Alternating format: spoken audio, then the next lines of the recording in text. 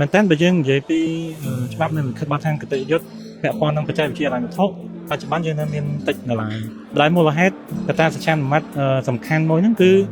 យើងថ្លឹងថ្លែងត្រូវ balancing អ្នកវិនិវត្តហើយនឹងការធ្វើនិយត្តកម្មវិស័យហ្នឹងប្រែថាបើសិនជា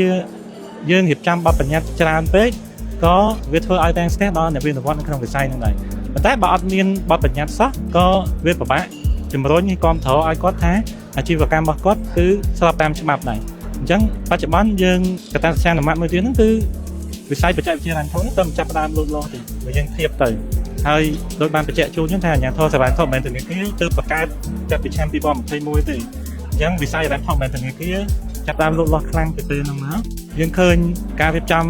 ការងារទាំងអស់នេះទាំងច្បាប់និងបទដ្ឋានគតិយុត្តយើងព្យាយាមធ្វើវាជាបដាបដា wait and see ខ្លះហើយនឹង observe អ្វីដែលជាការវិវត្តនៅក្នុង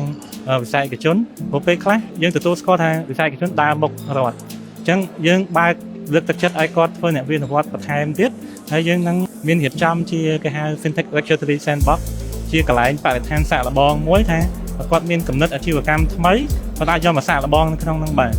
នឹងជាយន្តការមួយអនុញ្ញាតឲ្យគាត់អាចសាកល្បងគំនិតអាជីវកម្មថ្មីជាប្រយោជន៍របស់អាជ្ញាធរគឺពេលដែលគាត់ចូលមកក្នុងហ្នឹងយើងអាចសិក្សាស្វែងយល់លម្អិតពីអាជីវកម្មរបស់គាត់ថាតើយើងគួរធ្វើនិយត្តកម្មកម្រិតណា